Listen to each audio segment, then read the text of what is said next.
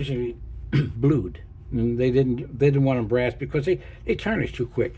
And if you notice, it says right here what it is, 35 shot Benjamin. And this has a serial number. The serial number will tell you date of manufacture. Obviously, it's going to be between 1958 and 1977. But it'd be interesting to know, is this a 1958 or is it a 1977 or something in between? Sights there. Sometimes these are broken off or missing. That sight is adjustable with this screw right here, right behind the sight. Front sight, of course, is fixed. This is really, really one of my favorites. And this is really rare. This is the 160, an original 160 box. My note here, it says pump 6 times, then load, shoot. If you don't pump it that many times, you can get it doesn't want to work well. And the instructions also told you that.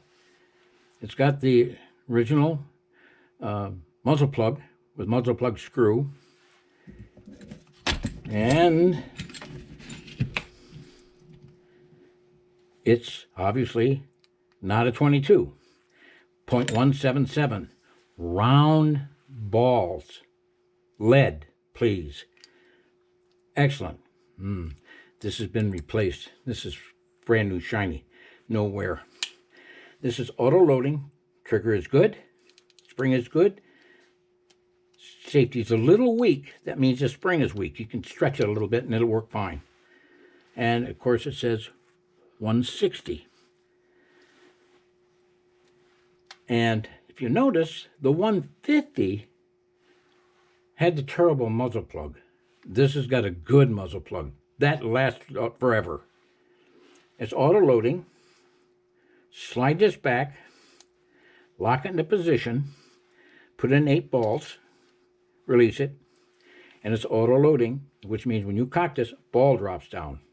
There could be a ball in here, so that's why I'm not going to cock it. But this does fire very well. This is good. This is good. The handles match. Sometimes they don't. That's something else you want to look for.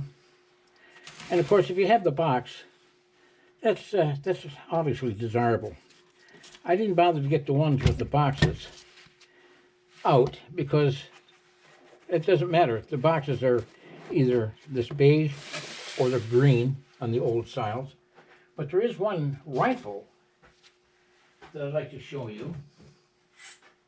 And this is a model 3120. This is a Benjamin rifle. It holds 85 22 caliber balls, which makes it auto loading.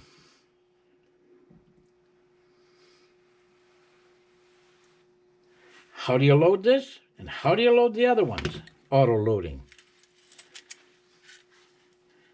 You slide this back, and that's where you put the balls in. Don't forget to slide it back or you're in trouble. It is in excellent shape. It shoots very, very well and very accurate. You want to make sure that these screws are there. There's the bolt lug. I showed you the bolt lug earlier. You can see right there, that's the bolt lug sticking out. And when you rotate the handle, it drops it down so you can cock it. That keeps it in position. Correct screws. Everything on this gun is correct. I know it's not a pistol, but I thought you might find it interesting. One last BB gun that I wanted to show you. That this, of all the guns I have, this is the most special to me. 1948, my father used to work for a radio station in Royal Oak, but he also, once in a great while, he would go down and play music. He played the violin, bass, fiddle, and he was an entertainer. And he knew Brace Beamer on WXYZ radio, Detroit. In 1948, Brace Beamer used to get various things from companies and wanted to use his name on the item, and he would have to look at it and approve it. Well, this was sent to him, and it's a Daisy Red Ryder, chrome plated, and with really, really nice wood. And he told my father, he says, "You have a son?" I said, "Yeah, he's 8 years old." And think he wanted a BB gun? He said, "Yeah." So I got this for Christmas in 1948 with a note that said my name to me, Jimmy Dundas, "Merry Christmas, the Lone Ranger." And this was sent to to the Lone Ranger from Red Ryder. This is what makes it really, really special. It says, "To the Lone Ranger from Red Ryder, December 9th, 1948. And the stock is really nice. Well, I might as well finish telling you the story why it still looks like this. December is almost 49. My brother was across the street, my kid brother. I didn't think I'd shoot that far, and I shot him in the butt. And he went, "Ow, I'm telling." Oh, jeez. So I told my dad. My dad took it away from me. If my son would have done that, I'd taken it away from him. Done the same thing. He did it right. He put it in the junk. That night I snuck out in the junk. I got it. Hid it in the basement. A few days later, I took it over to my grandfather. And told him what I did. And he says, "Well, that wasn't too bright." I said, "Yeah, I know." He put it up in the garage, in the attic.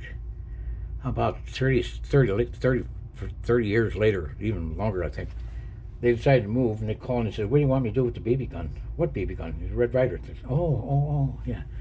What I had done, because, being 8 years old, not too bright, I covered all this chrome with Vaseline. I didn't do the wood, but I thought the chrome would rust. I didn't know. And then I wrapped it up in a rag or something. I went over and got it, and I looked inside, and oh, God, it looked horrible. Took it home, put it in the basement. Oh, God, about 2 or 3 months ago, maybe 6, something like that. I saw it, I took it down, opened it up, and Vaseline gets pretty bad after 60-some years. And I took a plastic knife and fork, one of those plastic things, and I spent, oh, God, hours cleaning it all off. And surprisingly enough, that's how it remained like that. So that's, and no, it's not for sale at any price. But anyway, you might have found this somewhat interesting. Keep in mind, though, when you're buying something on eBay, if they only show you one picture, I'd void that gun. And also that if they say it works and it doesn't, eBay will stand behind you on that. They have with me a couple of times. So keep safe, shoot safe, and don't shoot your brother in the butt, for God's sake.